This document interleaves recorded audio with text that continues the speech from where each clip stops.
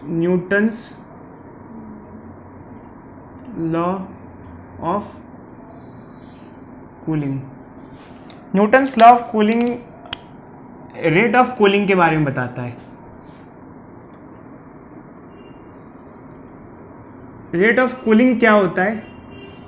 किसी बॉडी का temperature time के साथ किस तरीके से चेंज हो रहा होता है, इसे कहते हैं रेट ऑफ कूलिंग। तो न्यूटन्स लॉ ऑफ कूलिंग ये कहता है कि rate of cooling directly proportional होता है टेम्परेचर डिफरेंस के। किसका temperature difference? Temperature difference of body and surroundings.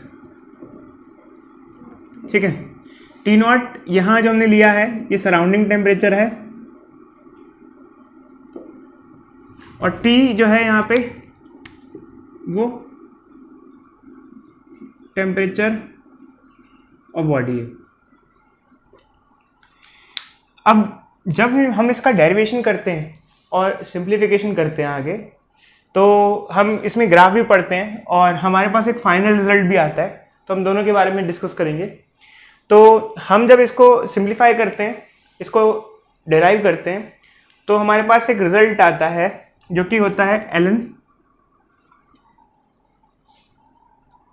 T2 minus T0 T1 minus T0 is equal to KT। ये रिजल्ट आता है हमारे पास। अब देखो अच्छे सीबीएसई में हम तो ये मान के चल रहे हैं कि आपने ये सब पढ़ रखा है, क्योंकि एंट्रेंस एग्जामिनेशन में तो यही मान के चला जाता है आप ये सब पढ़ चुके हो, तो आपको भी ये जो फॉर्मूलेज हैं ये याद रखने पड़ेंगे। तो यहाँ पे क्या क्या चीज़ें क्या क्या हैं ये हम आपको बता देते हैं। जैसे मान लो एक बॉडी है, उसका टेम्परेचर T1 है, सराउंडिंग टेम्परेचर T2 है। कुछ टाइम बाद अब इसका टेम्परेचर थोड़ी देर बाद अब इसे रखोगे तो इसका टेम्परेचर T2 हो जाएगा। क्यों हो जाएगा? क्योंकि एक्चुअली क्या है कि अगर किसी बॉडी और सराउंडिंग के टेम्परेचर में अगर डिफरेंस होगा, सराउंडिंग का जैसे कम है, बॉडी का ज़्यादा है, तो बॉडी हीट लूज करेगी और साथ में इसका टेम्परेचर भी क्या होगा, घटेगा। कुछ देर बाद चेंज होके कुछ और होगा। जैसे आप चाय रखते हो, थोड़ी देर बाद वो थोड़ा सा उसका टेम्परेचर डाउन हो जाता है। तो यहाँ क्या क्या चीज़ें क्या क्या हैं भाई? T2 तो हो गया फाइनल टेम्परेचर,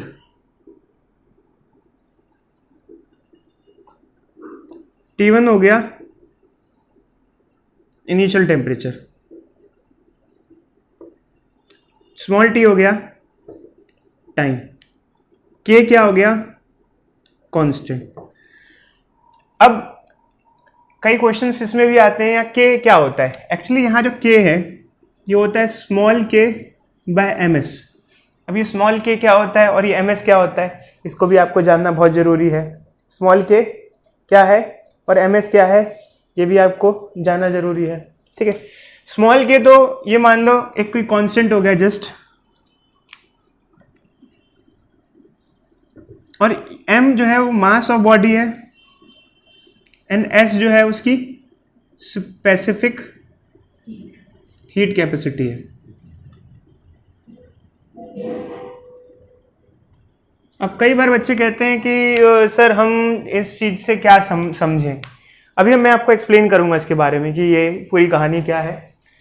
ये एक्सप्रेशन हमारे पास आया, ठीक है। अब एक्चुअल में क्या होता है कि आप चाहो तो इस एक्सप्रेशन को लॉगरिथम में भी लिख सकते हो। आप चाहो तो इस एक्सप्रेशन को किस में लिख सकते हो, लॉगरिथम में भी, सॉरी एक्सपोनेंशियल फॉर्म में भी लिख सकते हो। एक्सपोनेंशियल फॉर्म में भी चाहो तो लिख सकते हो। यहाँ पर ये साइन माइनस आएगा फिलहाल। ये साइन का थोड़ा सा मैं आपको बता देता हूँ कि जब हम डेरिवेशन करते हैं ये साइन नेगेटिव आता है, बट एक्चुअली नहीं, ऐसा नहीं है कि हमेशा नेगेटिव रहेगा। अगर आप T2/T1 लिख रहे हो तो ये नेगेटिव रहेगा, और अगर आप इसको फ्लिप कर देते हो तो ये साइन क्या हो जाएगा, पॉजिटिव हो जाएगा। तो ये ध्यान रखना साइन। इन सब की इंपॉर्टेंस क्या है थोड़ा थोड़ा मैं आपको अभी आराम से बताता हूँ। तो जैसे मैंने आपको बताया कि इस फॉर्मूले को मैं एक्सपोनेंशियल की फॉर्म में भी कन्वर्ट कर सकता हूँ। तो मैं अगर दोनों साइड एक्सपोनेंशियल ले लूँ, टेकिंग एक्सपोनेंशियल बोथ साइड, तो ये जो फॉर्मूला होता है हमारा वो ये हो जाता है T2 minus T outside T1 minus T outside is equal to exponential की पावर माइनस KT। ये आ जाता है फॉर्मूला। अब इनमें क्या क्या चीज़ें क्या क्या हैं हम आपको थोड़ा सा धीरे धीरे करके बताना चालू करते हैं, इनकी ग्राफ व्राफ भी बताना चालू करते हैं, क्योंकि इसमें समझने का बहुत कुछ है। इसके अंदर समझने का बहुत कुछ है, धीरे धीरे से हम आपको हर चीज़ बताते हैं। तो पहला हम आपको सबसे पहले एक चीज़ जो बताना चाहेंगे वो एक ग्राफ के बारे में बताना चाहेंगे, क्योंकि कई बार एग्जामिनेशन में ग्राफ भी आते हैं जो कि काफ़ी इंपॉर्टेंट होते हैं। तो दो टाइप के ग्राफ हमको पढ़ने को मिलते हैं यहाँ पर, temperature versus time graph, simple temperature versus time graph, जो कि ऐसा सा आता है। क्योंकि जैसे जैसे टाइम बढ़ेगा, बॉडी अगर ठंडी होती है, कूल हो रही है, तो उसका टेम्परेचर क्या होगा, घटेगा घटेगा, नेगेटिव एक्सपोनेंशियल के साथ, माइनस एक्सपोनेंशियल के साथ ऐसा ग्राफ आएगा। ठीक है। दूसरा यहाँ पर जो ग्राफ आता है, पूछा जाता है, वो जो ग्राफ होता है वो लॉग ऑफ टेम्परेचर का ग्राफ होता है। अब जैसे मान लो कि हमारा फर्स्ट ग्राफ है और ये हमारा सेकंड ग्राफ है। अगर आपसे कोई पूछे कि log t minus T not का ग्राफ बनाना है टाइम के वर्सेस, तो कैसे आएगा? अब इसके लिए हमको इस इक्वेशन का सहारा लेना पड़ता है। हम मैथ्स में y equal to mx plus C की इक्वेशन पढ़ते हैं, तो मैं आपको इसके बारे में थोड़ा बता दूं। इसको हम एक्सपेंड करेंगे तो ये क्या हो जाएगा, log a minus log b, क्योंकि log a बाई b है। log a बाई b क्या होता है, log a minus log b होता है। तो ये क्या हो जाएगा, ये आ जाएगा हमारे पास, और इसको हम इधर ले जाएंगे तो ये हो जाएगा ln, ये आ जाएगा।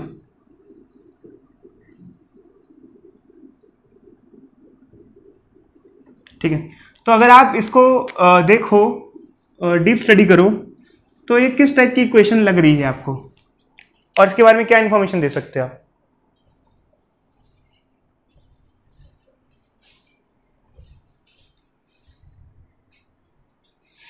अगर आप इसको डीपली स्टडी करो तो ये स्ट्रेट लाइन की इक्वेशन है, क्योंकि ये y एक्सिस पे ले रखा है हमने,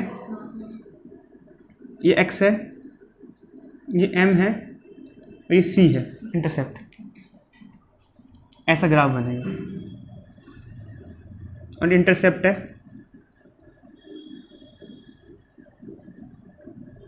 ऐसा ग्राफ आता है। अब इसमें खास बात है, कई बच्चे कहते हैं सर इसमें स्लोप का क्या सिग्निफिकेंस है, अगर हाल फिलहाल देखा जाए स्लोप का क्या सिग्निफिकेंस है। यार एक्चुअली ये जो स्लोप है k है, अभी अभी मैंने आपको बताया था k क्या होता है, k होता है k बाय एम एस। देखो यार एक चीज़ ध्यान रखना, यहाँ ये जो k है इसका बहुत बड़ा सिग्निफिकेंस है। कई चीज़ों का स्पेसिफिक हीट कैपेसिटी ज़्यादा होता है। किसी चीज़ की स्पेसिफिक हीट कैपेसिटी ज़्यादा है, इसका मतलब उसको गर्म होने के लिए ज़्यादा हीट चाहिए, और जब वो ठंडा भी होगा तो इजीली नहीं होगा, क्योंकि उसने ज़्यादा हीट ले रखी है। तो ठंडा होते हुए भी बहुत देर, बहुत टाइम तक हीट फेंकता रहेगा, तो जाके वो ठंडा होगा। इसका एग्जांपल है वाटर। वाटर का एस काफ़ी ठीक ठाक हाई होता है, इसलिए हम वाटर बैग्स यूज़ करते हैं सिकाई करने के लिए। पहले उसको गर्म करते हैं बहुत देर तक पानी को अच्छे से, वो काफ़ी हीट ट्रैप कर लेता है, फिर बाद में काफ़ी देर तक हीट हमको देता रहता है। तो ये एग्जांपल है।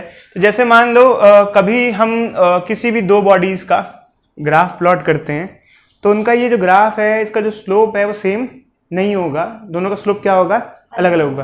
क्योंकि कारण ये है कि एक्चुअली क्या है कि एक बॉडी के अंदर कितनी हीट ट्रैप्ड है, नेट हीट, वो मास और स्पेसिफिक हीट दोनों के प्रोडक्ट से पता चलता है। जैसे मान लो लेट अस कंसीडर हमने वाटर को 80 डिग्री सेल्सियस तक गर्म किया और किसी और लिक्विड को भी उसी टेम्परेचर तक गर्म किया, बट एक्चुअली क्या है कि क्या दोनों सेम टाइम पे ठंडे हो जाएंगे? ऐसा नहीं होगा, दोनों सेम टाइम पे ठंडे नहीं होंगे। ठीक है, दोनों सेम टाइम पे ठंडे नहीं होंगे, क्योंकि जिसके अंदर ज़्यादा हीट ट्रैप्ड होगी वो ज़्यादा टाइम लगाएगा। ठीक है, तो जिसका एमएस ज़्यादा होगा उसका स्लोप कम होगा। इधर देखो अच्छी, स्लोप क्या होगा, स्लोप कम होगा। स्लोप कम होगा तो ग्राफ देखो, ये स्लोप खड़ा ग्राफ है, कोई मटेरियल ऐसे ही है, उसका ग्राफ ऐसे आ रहा है।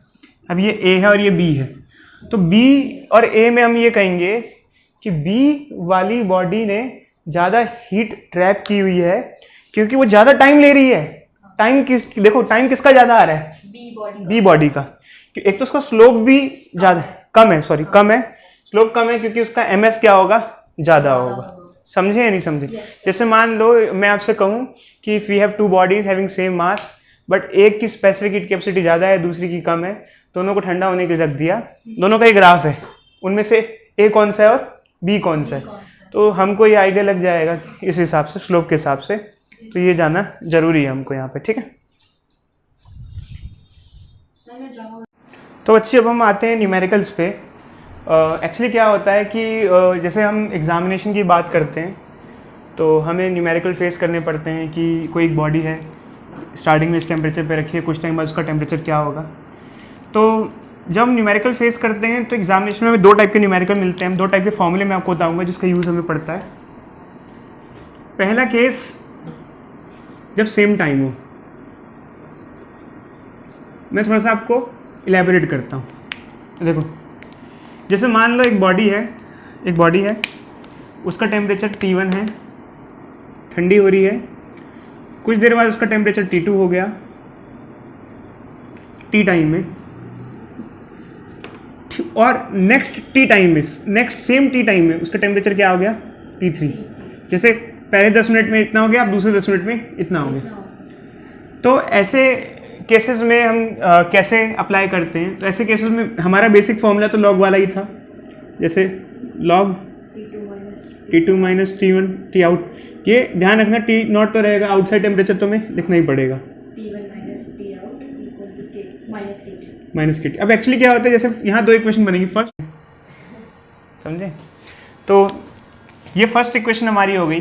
अब अगर टेम्परेचर T2 से T3 हो रहा है तो इसके लिए हमारी इक्वेशन हो जाएगी, ये फाइनल टेम्परेचर है, ये इनिशियल है, तो T3 minus T not T outside, T2 minus T outside, क्योंकि ये फाइनल पहले आता है फिर इनिशियल आता है ऐसे, और माइनस KT सेम टाइम है, क्योंकि सेम टाइम है, ठीक है। अब हम इसको इक्वेट करा देंगे तो ये इक्वेट हो जाएगा, लॉग से लॉग कट जाएगा, तो हमारी फाइनली क्या आ जाएगा, T2 minus T not, T1 minus T not, T3 minus T not और T2 माइनस T नॉट। अच्छा, इसमें एक और ध्यान रखना, अगर मान लो कि ऐसा ना होता है कि T1 से T2 है और T2 से T3 ना हो, कि T3 से T4 होता, मान लो ये ना होता इसके अंदर, और T3 से T4 होता, तो उसका ध्यान रख लेना, पता चले ऐसा नहीं कि ये रट्टा मार के चले गए। तो फिर यहाँ पे ये T4 आए और T3 हो जाए। तो इसका भी मतलब लॉजिकली चीज़ें सीखो, डेरिवेशन पे भी बहुत मत जाओ, बट लॉजिकली, ठीक है। तो आगे बढ़ते हैं। नेक्स्ट केस क्या है, हम लोग सेकंड केस की बात करते हैं, फाइनल और इनिशियल, ठीक है। फाइनल तो एक्चुअली क्या है कि नेक्स्ट एक फॉर्मूला होता है, अगर सेम टाइम ना हो तो एक फॉर्मूला हम यूज़ करते हैं जो कि basically Newton's law of cooling पे बेस्ड होता है। ये हमारा फॉर्मूला था न्यूटन्स लॉ ऑफ कूलिंग का, rate of cooling is directly proportional to temperature difference. Proportionality हटा के कांस्टेंट लग जाते हैं यहाँ पर, तो इससे हमारा एक फॉर्मूला आता है finally, delta T by delta T is equal to K T average minus T outside. तो इसमें क्या होता है, ये टेम्परेचर डिफरेंस है, जब बॉडी ठंडी हो रही है, जैसे यहाँ ठंडी हो रही है, तो टेम्परेचर डिफरेंस क्या हुआ, T1 minus T2, higher minus lower लिखना है, ध्यान रखना है। ये जो डेल्टा T है ये टाइम है, K जो कॉन्स्टेंट है, T एवरेज टेम्परेचर क्या हुआ, इसका एवरेज मतलब T1 प्लस T2 बाई 2। तो ये अब जैसे हमें सेम टाइम ना देके क्वेश्चन दिया हो कोई, तो उसमें अगर दो इक्वेशन बनेंगी, इसको सॉल्व कर लेंगे हम। अभी हम देखते हैं क्वेश्चंस में कैसे कैसे कर सकते हैं। पहला क्वेश्चन हमको ये दिया हुआ है और इसमें दिया है कि एक बॉडी है, उसका टेम्परेचर 3T से 2T हो रहा है 10 मिनट्स में, आउटसाइड टेम्परेचर सराउंडिंग का T दे रखा है, और पूछा गया कि नेक्स्ट 10 मिनट्स बाद क्या होगा। एक्चुअली क्या होता है, जब कोई बॉडी ठंडी होती है तो स्टार्टिंग में कम टाइम में ज़्यादा टेम्परेचर ड्रॉप होता है, बाद में टेम्परेचर ड्रॉप स्लो हो जाता है, इसमें देखते हैं हम लोग। तो वही फॉर्मूला लगाएंगे सेम टाइम वाला, क्योंकि टाइम सेम है। अगर इसको क्वेश्चन को घुमा के दे दे, यहाँ 600 सेकंड्स लिख दे, तो भी ध्यान रखना, ये अलग अलग टाइम मत मान लेना, 600 से, ठीक है। तो वही फॉर्मूला वही है हमारा, जो कि क्या है,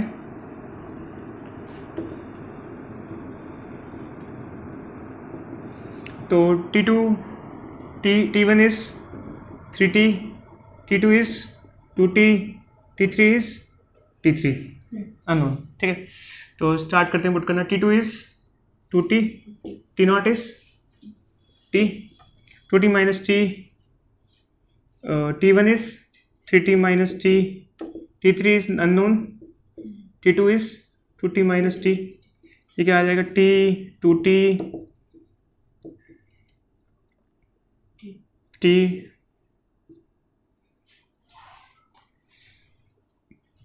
इसको 2 को उधर भेज देंगे,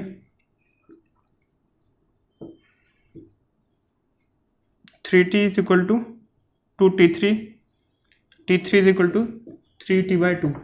तो आप देख सकते हो यहाँ पर पहले 10 मिनट में कितना टेम्परेचर ड्रॉप हुआ है।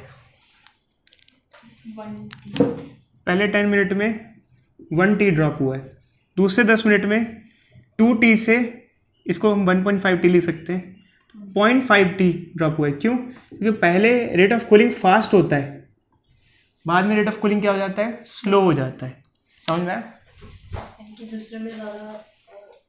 तो इस क्वेश्चन में बच्चों हमको ये दिया हुआ है कि एक बॉडी है, उसका स्टार्टिंग टेम्परेचर 80 था, 80 से 50 आने में टाइम लगा 5 minutes, surrounding temperature 20 degree Celsius है। पूछा है कि 60 से 30 आने में कितना टाइम लगेगा, बट एक्चुअली क्या है, ये सेम टाइम वाला क्वेश्चन नहीं है, तो हम वो वाला फॉर्मूला नहीं लगा सकते जो बेसिक वाला है। तो फिर हमें दूसरे फॉर्मूले की तरफ जाना पड़ेगा, जो कि होता है delta T by delta small T is equal to K T average minus T naught. तो कैसे लगाते हैं ये? एक्चुअली क्या है कि फर्स्ट इक्वेशन में कितना टेम्परेचर डिफरेंस आया है 30, कितने टाइम में आया 5 मिनट्स। तो इसको हम थोड़ा सा यूनिट वाइज लिख देते हैं ताकि एक्चुअली बाद में आंसर कोई गलत ना हो जाए हमारा। एवरेज टेम्परेचर क्या होता है, जहाँ गया उन दोनों को ऐड करके 2 से डिवाइड कर देंगे इसको, T1 + T2/2 कितना आएगा, 80 + 50/2 कितना होता है 65 हो जाएगा। ये 130 होता है, 130/2, ठीक है। आउटसाइड टेम्परेचर 20 है। तो ये हमारी फर्स्ट इक्वेशन हो गई हमारी। तो इसको थोड़ा सिंप्लीफाई कर लेते हैं हम। ये हो जाएगा हमारे पास 6 और ये हो गया 45, ये आ जाएगा 45, के की वैल्यू आ गई इससे। अब सेकंड इक्वेशन हम ऐसे ही बनाएंगे। तो सेकंड इक्वेशन में हमें ये दे रखा है, तो डेल्टा टी कितना हो जाएगा 30, टाइम हमें नहीं मालूम है, टी ले लेते हैं। के की वैल्यू क्या है 6/45, और इन दोनों का ऐड करके टी एवरेज क्या आ जाएगा 6 + 30/2 45, और outside temperature 20, 30/t is equal to 6/45। ये कितना है बताना, 25। तो एक काम करते हैं भाई, काटना चालू करते हैं, 5 से काटते हैं, 5 5 5 ज़ा 25, 5 9 ज़ा 45, और ये किससे काटते हैं 3 से, 3 2 ज़ा 6, 3 3 ज़ा 9। ठीक, कोई नहीं बच्ची, क्या काटो जैसे मर्जी काटो, ये 10 हो गया, और ये हो गया 3, इधर चला गया, इधर आ गया। t is equal to 9 minute समय लगेगा। तो देखो इसमें एक खास बात है, पहले 30 मिनट गिरने में 30 डिग्री सेल्सियस गिरने में 5 मिनट लगे, अब 30 डिग्री सेल्सियस गिरने में 9 मिनट लगे। मतलब पहले फास्ट रेट से ठंडा हो रहा है, बाद में स्लो हो जाता है।